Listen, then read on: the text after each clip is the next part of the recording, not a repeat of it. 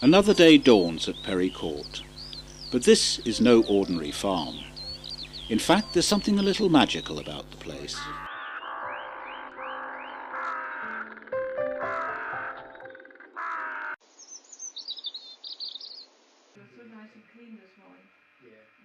Up at the farmhouse, Alan Brockman, his wife Ulrika, and his eldest son Patrick, with baby Edward, are discussing the business of the day round the kitchen table.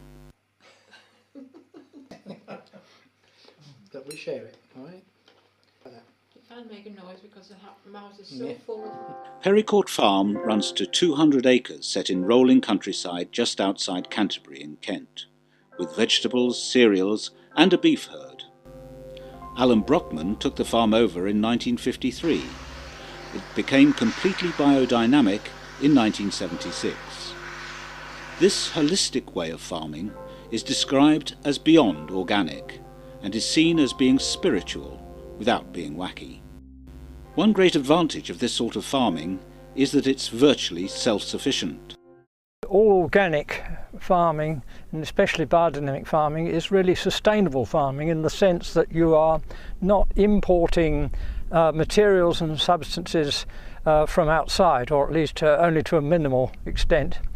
And so, in a way, the farm should actually produce its own manures, which are then composted and fed back to the land, and then the crops are grown, and of course the animals that feed on those crops produce manures, and so on and so on. So you have a sustainable system instead of continually importing fertilizers from outside. This is very, very important stuff. This is the topsoil where heaven meets earth. And if some huge giant should actually skin the earth and took off just the 6 inches of topsoil, then life could hardly exist on the earth. So it's a miracle really that in this topsoil lies the basis of civilization, and if we lose the topsoil, we lose our civilization. Brockman began farming conventionally with his father in the 1950s and quickly became aware of the environmental damage that the agricultural chemicals of the time were doing. We had sprayed tar oil, which is to seal up quite a lot of the eggs of the bugs and so on. And the following day, a couple of days later, I went out and saw this whole carpet of dead earthworms. And this was quite a dramatic experience. And I could see, you know, that what we were doing was not what ought to be happening. Whilst in London, Brockman had been introduced to the work of Rudolph Steiner, philosopher and scientist, who had a natural ability to perceive spiritual realities beyond the world of our ordinary senses. Steiner's methods call on ancient knowledge going back thousands of years, working in close harmony with nature's rhythms and cycles.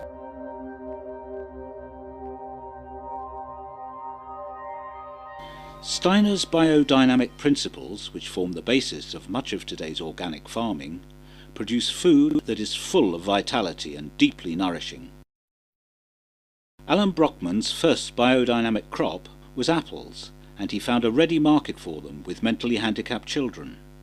Well, our friends were running this home for handicapped children, and they said, well, they'd noticed that when the children went on holiday and then came back, it took them some weeks before they got back into the routine, and they found that the biodynamic food that they grew in their gardens did make a tremendous difference to the way they could help the children. And I think this has been borne out since by fairly recent research. So this was one of the factors that helped us develop biodynamics here, because we knew we had a market from that group and also from quite a number of Steiner homes for handicapped children throughout the country.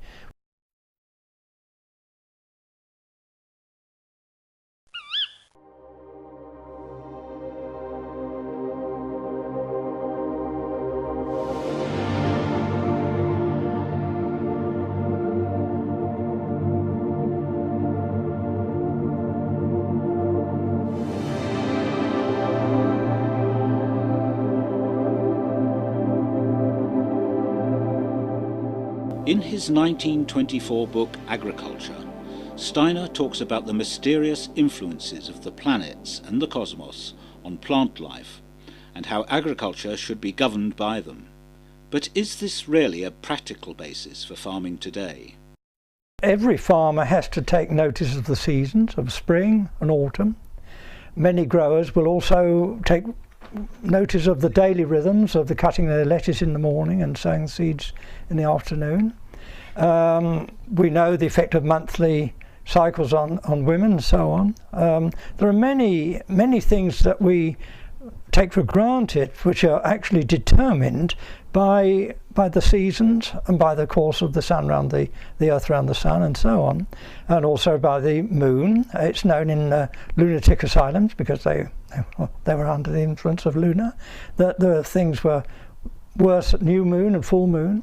And in Cuxhaven in Germany, they always also noticed they got more births when the tide was in. There was these cosmic rhythms, of course, with the tides and so on. So it's not so strange, really.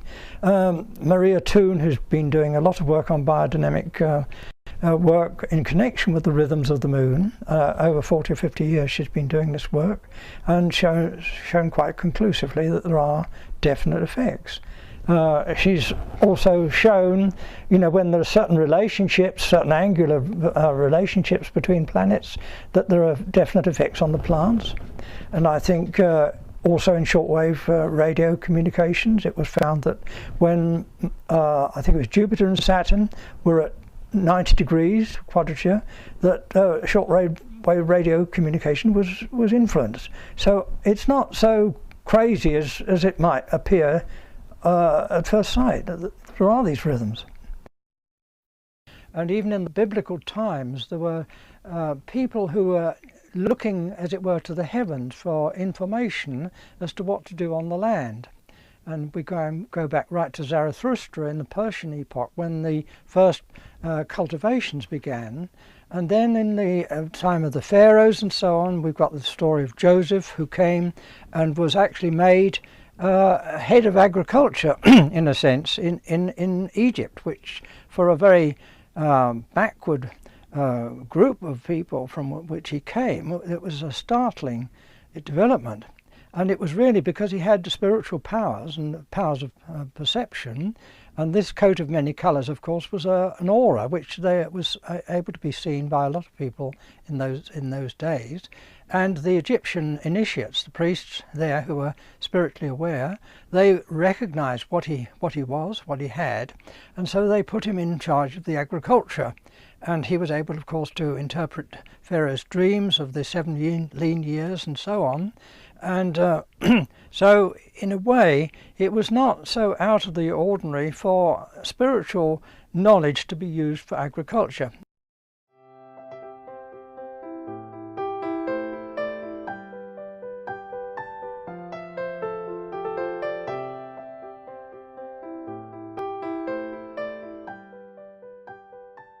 A cloud of butterflies may look pretty, but any vegetable grower knows about the constant fight with insect pests, and biodynamic farms are no exception. However, their methods of coping with them are perhaps a little kinder to the environment. Nets are one of the methods used to ward off attack.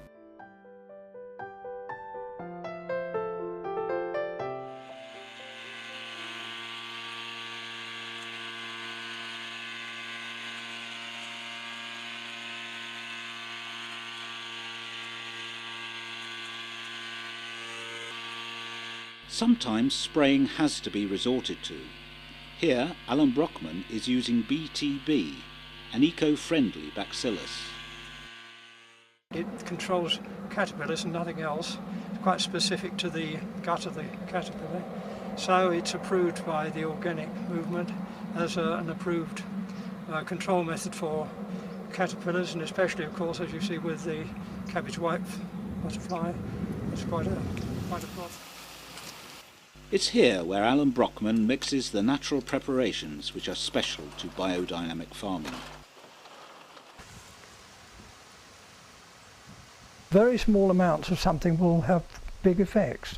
And this is quite remarkable, because when we're using the biodynamic preparations made from herbal plants which have been treated in a certain way, that the effect is quite dramatic, although the actual amount used is minute, really. The valerian, this is squeezed from valerian flowers, strongly connected with warmth and with the phosphorus processes which are needed for seed formation. So we have the potash formation processes in the yarrow, the nettle, chamomile and yarrow help with the nitrogen formation processes, and the valerian here helps with the phosphorus.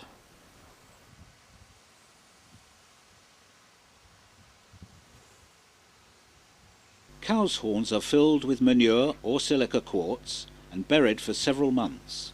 The contents are then sprayed on fields in minute dilutions which increase the health and fertility of both soil and plants.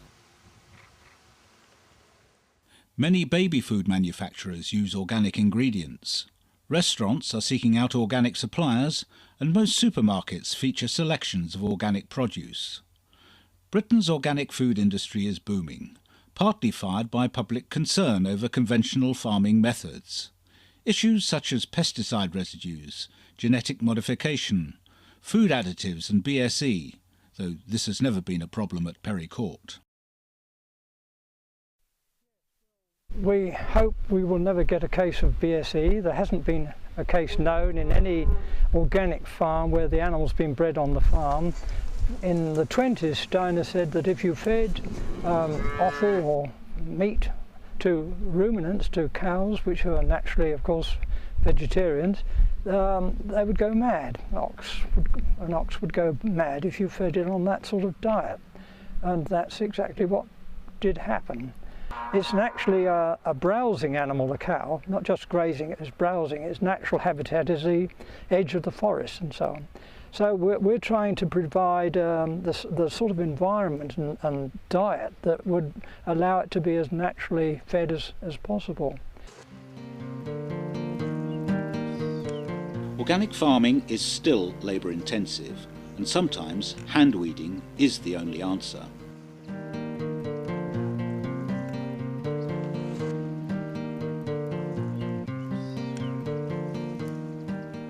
The team of enthusiastic and dedicated workers who tend the fields include agricultural students and volunteers from the WOOF scheme, which offers work on organic farms worldwide. These workers get food and basic accommodation in exchange for their labours. Most are here because of a passion for the biodynamic way of life. More of a crusade than a job.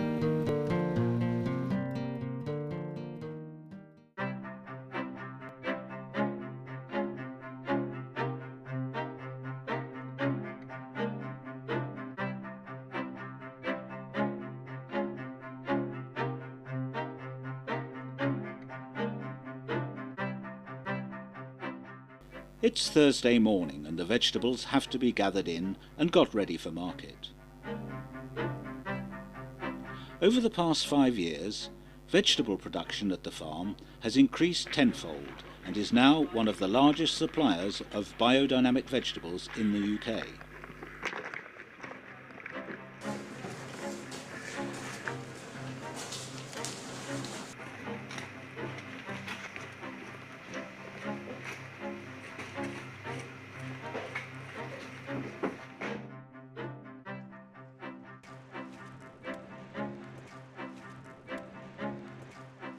Every week, Perry Court supplies vegetables to farmers' markets and specialist food shops in London and the immediate area.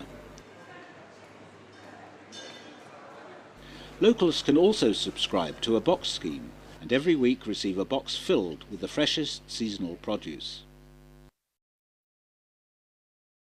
In the olden days, one felt oneself as part of the landscape and part of nature, but now we've emancipated ourselves from so many of the natural rhythms that we can turn night into day and so on, and we don't really feel that inner connection anymore with the animals and with the plants and so on, and therefore we can carry out mass industrialized agriculture without many qualms about what we are actually doing. in battery chicken you could say, well, we're making them into pot plants, and so on, that no humanized form of thinking could really accept that if one wasn't able to really emancipate oneself completely from this inner connection with nature. And this is the tragedy today, that we've got this emancipation, but we have to now find a new connection with nature. Alan Brockman, farmer, philosopher and biodynamic pioneer, campaigns tirelessly for his cause, giving talks, interviews, writing articles and sitting on committees. He says that there are growing signs that all these years of crying in the wilderness are finally over.